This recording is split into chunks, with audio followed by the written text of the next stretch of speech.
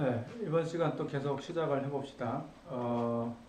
지난 시간에 이제 단면 2차 모멘트에 대한 개념적인 얘기들, 그리고 공식에 대한 얘기들을 했습니다. 그래서 거기에 이어서 예제를 좀 오늘 풀어볼 건데, 여러분이 가지고 있는 유인물 자료 보게 되면, 단면 2차 모멘트에 대한 쭉 설명하면서 몇 가지 도형에 대한 단면 2차 모멘트가 있었어요. 그래서 원형, 사각형, 삼각형 이런 것들이 있는데, 내가 빨간색으로 마킹한 부분, 사각형에 대해서 도심을 지나는 축에 대한 단면 2차 모멘트, 밑변을 지나는 축에 대한 단면 2차 모멘트, 이 정도만 기억하고 있으면 사실 우리가 설계하는 대부분의 부재들은 직사각형 부재들이기 때문에 직사각형 부재들을 생각하면 도심축하고 밑변축 두 가지 정도만, 평형축 정리까지 이해하고 있으면 훨씬 좋지 않나 생각을 합니다. 자, 이번에는 이제 예제를 볼 텐데,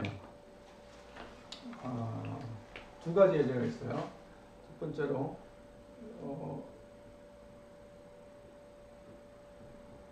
이렇게 돼 있어요. 15,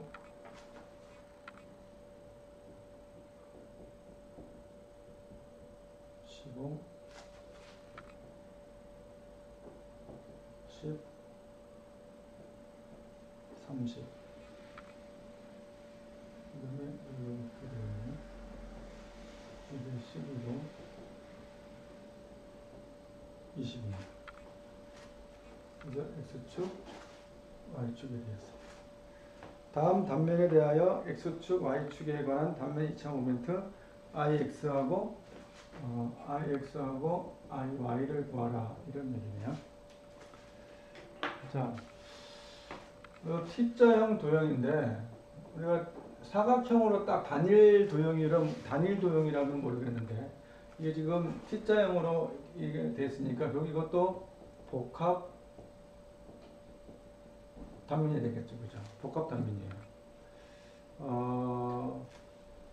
전체 두께가 40mm라고 봅시다. 40mm인데, 이제 여기서부터 플랜지에서부터 여기까지가 10mm.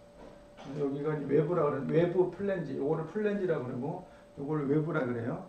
그래서 플랜지에서부터 10mm 내려왔으니까 요 길이는 이제 20이 되겠죠. 그러니까 20이니까 가운데가 될 것이고, 여기도 보면 20인데 15, 10이니까 40에 20이니까 반이니까 가운데. 여기가 중심이라고 생각하면 됩니다. 그죠? 여기에 딱 있어요. 우리가 공식이 세 가지가 있었죠. 그죠? 공식을 좀 기억을 해볼까? 뭐였을까? 공식이 있는데, 도심축에 대해서는 I가 12분의 BH의 세제곱. 그다음에 밑변축은 I가 3분의 BH의 세제곱. 그 다음에 평형축 정리. 평형축 정리에서는 I가 IX0 플러스 A Y의 제곱이었죠. 이 세 가지 공식이 있었습니다.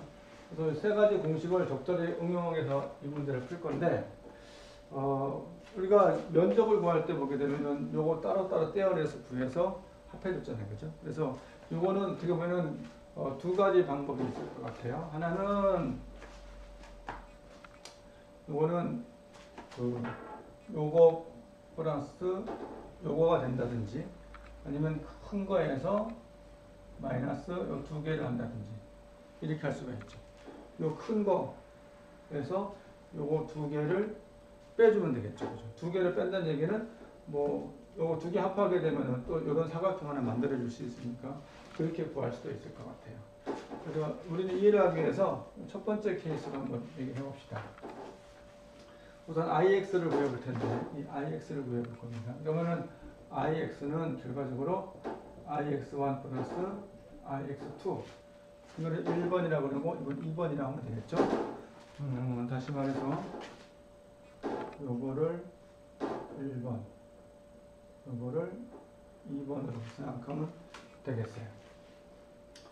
좀 복잡할 수가 있는데 잘 생각해 봅시다. 자, 그럼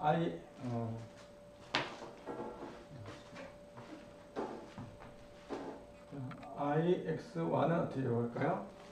IX1은 이게 여기가 X축이죠. 그죠? X축으로부터 이만큼 떨어져 있는 거네. 얼마만큼 떨어져 있어요. 자, 첫 번째로 봤으면 1번 도형은 사각형이니까 사각형에 지금 다 도심이 있잖아요. 도심. 일단 도심이 어딘지 알아야죠. 사각형의 도심은 이렇게 해서 가운데 여기 도심이 있겠네. 그죠? 여기서부터 여기 도심까지 거리가 얼마예요? 11만 5. 이거 15cm가 15가 되겠죠. 그죠? 15. y 값이 15가 될 것 같아요. 그러면은 세 번째 식을 쓸 수밖에 없거든요. 떨어져 있으니까. 여기서부터 여기까지 떨어져 있잖아요. 세 번째 식을 써야 되니까 ix 플러스 ay 제곱해야 되겠죠. 그러면 도심을 지나는 축에 대해서는 12분의 bh의 세제곱 플러스 ay의 제곱입니다. 그러면 뭐 그대로 다 대입을 하면 되겠지. 그러니까 12분의 b가 얼마예요? b는 요 단면의 폭이 되겠죠. 그죠?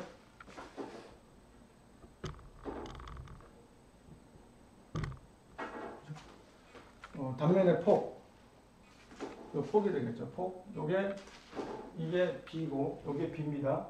그 다음에 요 높이가 h, 그 다음에 요게 y 이렇게 되겠죠. 이제 폭이 b니까 40 곱하기 h는 얼마예요? 두께 되잖아요. 두께가 10이잖아요. 10의 세제곱 플러스 a는 얼마예요? a는 요거의 면적 가로 세로 40 곱하기 20 곱하기 거리 40 곱하기 20 곱하기 거리가 얼마예요? 15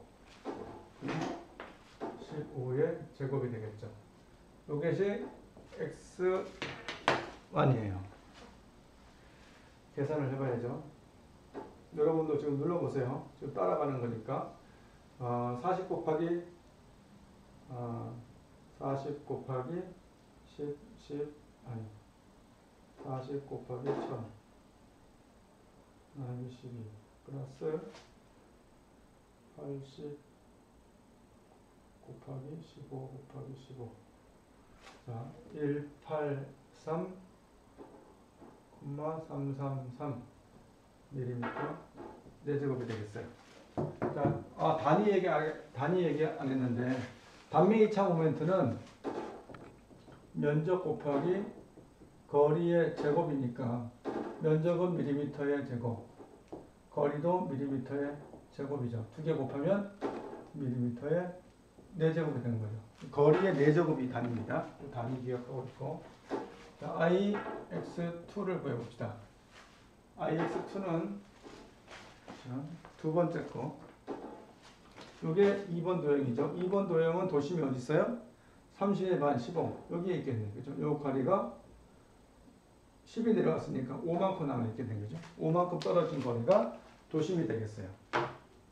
그래서 똑같이 12분의 bh의 세제곱 플러스 ay의 제곱을 하게 되면 12분의 b가 얼마예요? 10. 2번 도형은 여기가 10이죠. 폭이 10입니다. 그 다음에 두께가 이만큼 30. 그 다음에 y는 5가 되겠죠. 10 곱하기 h는 30의 세제곱 플러스 a는 10 곱하기 30 10 곱하기 30 곱하기 5의 제곱 이렇게 되겠죠. 자, 요것도 한번 계산을 해볼까요? 10 곱하기 여기 12 플러스 300 곱하기 25 3만 사생이 되겠어요. 그러면 여기다 대입하면 되죠. ix 값. 지금 ix1은 이렇게 구했고 ix2는 이렇게 구했어요. 이거를 계산을 하면 되니까 183,333 플러스 3만 하면은 213,000 숫자가 커지네. 그죠? 굉장히 커지죠? 사승이 되겠어요. 자, ix 값은 213,333 4제곱밀리미터가 됩니다. 숫자가 굉장히 커지죠. 사실 우리 왜냐하면은 면적 곱하기 거리의 제곱이다 보니까 4승까지 가잖아. 그러니까 10을 4번씩 곱하면 하더라도 10을 4번 곱하면 많이 되잖아. 그러니까 굉장히 값이 커지게 되는 거죠. 그러니까 단면 2차 모멘트는 이 값이 굉장히 커요.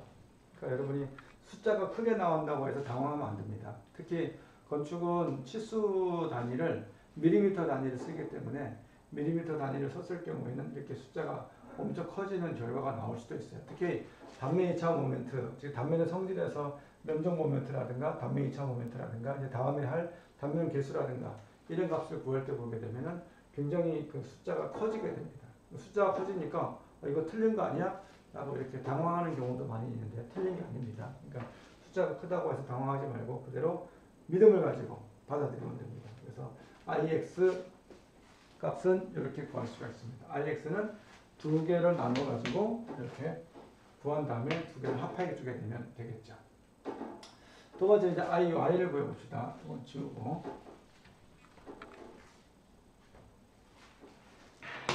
자, 마찬가지 개념입니다. IY도 IY1 플러스 IY2 이렇게 되겠죠. 그러면은 우선은 IY1을 구해볼게요. 이게 1번이잖아요. 1번. Y축은 여기 있어요. 그죠? 여기 있습니다. 이 Y축에 대해서 얘가 얼마나 도심으로부터 떨어져 있는지를 봐야지. 이 1번 도형의 도심 어디예요? 가운데잖아. 그러니까 Y축을 지나네. 그죠? 이 Y축을 그대로 지나니까 도심이 지나는 축이네. 그대로죠? 2번 도형도 보면은 도심을 지나는 그대로 축이네. 그러니까 이거는 뭐 어렵지 않겠네. 그죠? 도심을 지나는 축이니까 12분의 BH의 세제곱. 그대로 하면 돼요. 요거. 도심을 지나는 축에 대한 공식을 그대로 바꾸면 되겠죠. 그래서 12분의 B가 얼마예요? 이게 B가? 이게 H? 자, 그렇게 봐도 되는데, 그렇게 보면은, 이거는 X축에 대한 거잖아요. X축에 대해서 봤을 때 이렇게 되지만, Y축에 대해서 봤을 때는 이렇게 기울여 봐요. 90도 돌아서 봐야죠. 그래서 요게 B가 되는 거예요. B는 10, H는 40의 세제곱. 이렇게 됩니다. 자, 주의하세요. 이거 B고 H라고 하면 요게 X축이고 요걸 Y축이라고 한다면 IX는 12분의 폭 곱하기 높이의 세제곱이 되지만 IY는 12분의 폭 H 높이는 B가 되는 거예요. 요거 BH의 세제곱이 HB의 세제곱으로 바뀌게 됩니다. 이 축이 바뀌게 되면 요거 주의해야 됩니다. 그래서 무조건 12분의 BH 세제곱이라고 공식은 알고 있는데 그 B와 H가 의미하는 게 뭔지를 잘 봐야 됩니다. B는 단면의 폭, H는 단면의 두께인데 그 축에 대해서 상대적인 값이죠. 그죠? 그러니까 Y축과 X축에 대해 상대적인 값을 가지고 있죠. 이것을 다시 계산을 해봅시다. 10 곱하기 40 곱하기 40 곱하기 40을 3번 하면 되죠. 여기 12 53,333 mm 4제곱 밀리미터. 두 번째로 IY2를 구해봅시다. IY2도 12분의 BH의 세제곱 그대로 가면 되죠. 12분의 B가 얼마예요? 이게 Y축이니까 이게 B가 되겠지. B고 H입니다. B는 30, H는 10 세제곱. 계산하면 되지. 이것도 30 곱하기 10의 세제곱 나누기 12 2500 이렇게 되겠어요. 그러면 IY는 얼마예요? 53,333 플러스 2,500 55,833 mm 4제곱. 그래서 IY는 이렇게 결정할 수가 있을 것 같아요. 그래서 IX하고 IY를 구해봤는데 뭐 크게 뭐 어렵나요? 어려울 수 있죠, 그죠? 처음 하는 거니까 아직 이해도 안 되고 이게 또 동영상으로 이렇게 보다 보니까 따라하기도 쉽지 않을 것 같긴 한데 제가 좀 천천히 설명하면서 한다고 했는데 어쨌든 정리를 해보면 단면 2차 모멘트 구하는 공식은 세 가지가 있다. 도심을 지나는 축에 대한 단면 2차 모멘트, 밑변축에 대한 단면 2차 모멘트, 그 다음에 평행축 정리에 대한 단면 2차 모멘트. 이 세 가지 대표되는 식이 있다고 한 거고, 예제를 통해서 이렇게 복합 단면인 경우에는 단면을 구분해가지고 나누어가지고 각각 구해서 합해주게 되면 전체가 되는 거죠. 주의할 것, X축과 Y축의 어떤 단면의 위치, X축과 Y축에 대한 축에 따라서 이게 밑변이 되는 거고, 이것이 밑변이 되는 거죠. 이게 폭이 되는 거죠. 그죠?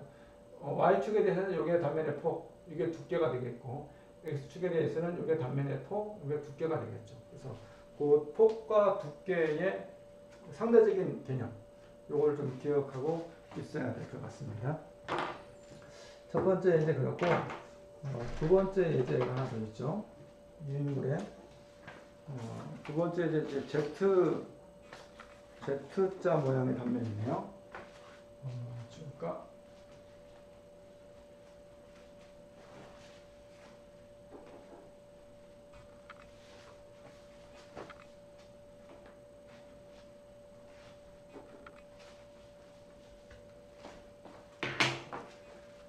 자, 두 번째 거는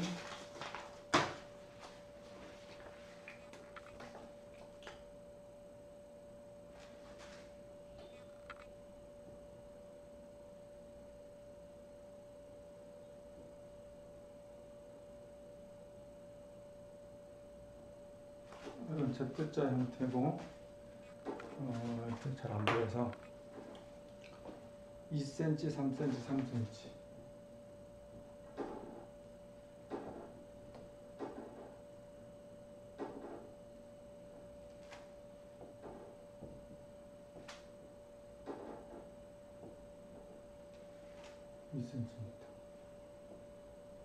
여기 센티미터라고 주어졌네요. 이때 X축에 대한 단면 2차 모멘트.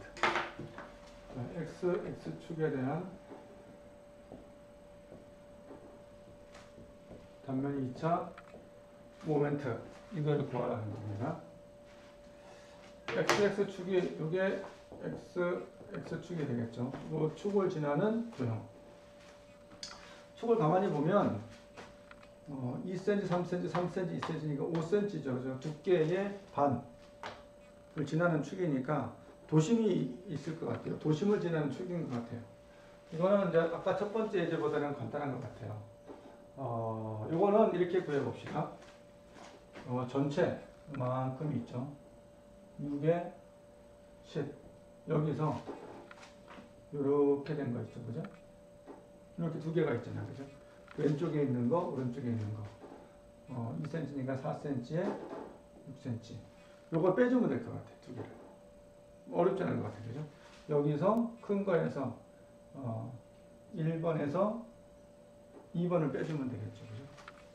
그러니까 IX축이니까 IX는 IX 1번에서 IX 2번을 빼주면 되는 것 같아요. 빼주면 되겠어요. 그러면 IX와는 뭐예요? 도심을 지나는 축이 여기 있잖아요. 그대로 도심 지나는 축이네. 12분의 BH의 세제곱에서 마찬가지로 12분의 BH 세제곱. 공식은 똑같아요. 이제 값은 좀 달라지겠지. 그냥 구분하지 말고 씁시다. 자, 12분의 B가 얼마예요? 1번. 6. H. 10의 세제곱. 이게 H잖아요. 그죠? H. 전체 면적입니다. 그러니까, 요 전체에서 이만큼 두 개를 빼주는 거예요. 그러니까 두 개를 빼주는 거니까 두 개는 합하면 사각형이 되겠네. 그래서 이렇게 본 겁니다. 그래서 마이너스 12분의 두 번째 거는 이 두 개를 합하게 되면은 폭이 4. 왜 4예요? 6에서 요 외부의 두께가 2cm니까 요게 2cm가 되겠죠. 그죠? 그래서 2cm를 빼준 거예요. 4 곱하기 높이는 요게 되겠죠. 6의 세제곱. 이렇게 되겠죠. 이거 뭐 계산하면 되지 뭐. 6 곱하기 10의 세제곱 나누기 12 플러스 4 곱하기 6 곱하기 6 나누기 12는 572 cm 4제곱 cm. 그러니까 결국 IX는 572 4제곱 cm가 되겠습니다. 그러니까 이 도형은 복합 도형이긴 한데 요 Z자 모양, 원래 요 Z자 모양이었죠. 요 Z자 모양이 전체 사각형에서 작은 사각형을 빼주게 되면 구할 수가 있었어요. 어려운 문제는 아닌 것 같아요. 그래서 공식 요거 밑변축 평행축 정리에 대한 공식이 기억할 것은 요거 12분의 dh 세제곱 이용해서 기본 공식이기 때문에 꼭 기억하고 있어야 됩니다. 자, 이렇게 해서 단면 2차 모멘트를 마무리하도록 하고 단면 계수로 넘어갑시다.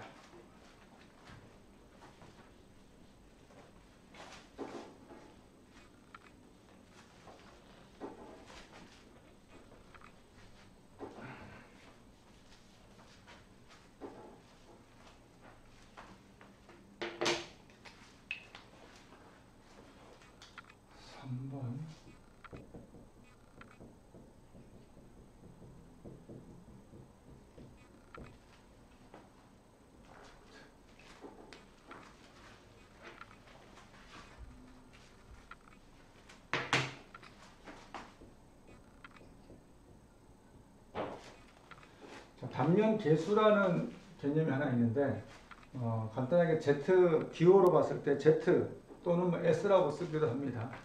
Z라고 나는 많이 쓰는데 단면 계수는 뭐냐면 이 계수가 뭐예요? 계수라는 의미, 아까 탄성 계수라는 거 있었잖아요, 그죠? 이거 어떠한 그 특성값, 탄성이 잘 되느냐 그렇지 않느냐에 대한 정도를 나타내는 것을 탄성 계수. 단면 계수는 단면의 고유한 특성값을 나타내는 어떤 수치다 이렇게 생각하면 됩니다. 계수니까. 그래서 각 단면마다 자기 고유의 단면 계수가 있어서 그 계수값을 이용해 가지고 건물을 설계할 때 응용하기도 합니다. 어쨌든 그런 개념은 나중에 이제 철골 구조물 설계할 때 이런 것들이 굉장히 많이 사용되는데 철골 구조물들은 예를 들어서 철골 부재의 단면을 생각해 보면 철골 부재의 가장 대표적인 단면은 이렇게 있는 H형광이 가장 대표적인 거죠. 그 다음에 이런 앵글이라고 그러죠. 앵글 이런 것도 있고, 그 다음에 이런 거 디귿자 채널이라고 하죠. 채널. 그 다음에 원도 있을 수가 있고, 그죠? 사각형 이렇게 봉이라고 하죠. 이런 것도 있을 수가 있고, 그 다음에 관도 있을 수가 있죠. 원형 관도 있을 수가 있는 거죠. 그 다음에 뭐 이런 철판도 있었죠. 철판. 이런 것도 있을 수가 있을 거예요.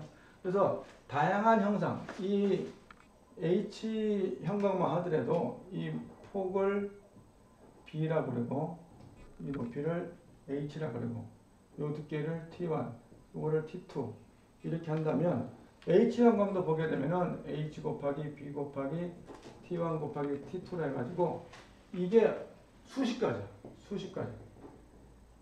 엄청 많아요. 이것도 그렇고 모든 것이 왜냐하면 공장에서 만들기 때문에 우리나라 뭐 포항제철에서 이제 제강을 해가지고 현대제철이라든가 이런 데서 제철소에서 철을 만들어내면 각 제강에서도 뭐 동국제강도 있을 수가 있고 뭐 현대제철도 마찬가지 아이레나 스틸이고 뭐 이런 여러 가지 제철 제강 회사들이 이런 것들을 만들어내게 됩니다. 만들어내다 보니까 우리는 설계할 때 우리가 뭐 마트에 가가지고 물건을 살 때 우리가 필요한 것을 골라서 쓰잖아요. 그것처럼 설계자들도 설계를 하면서 이 건물의 가장 적당한 단면, 크기, 성능을 가시는 것이 어떠한 재료인지를 테이블을 보고 표를 보고 이렇게 찍어주면 돼요. 우리는 H형광에서 뭐 400 곱하기 8에 13짜리 이걸 쓰겠다. 여러 가지 리스트가 쭉 수십 가지. 그 중에서 우리 부재는 요게 좋아. 그러니까 이거를 뭐 100톤을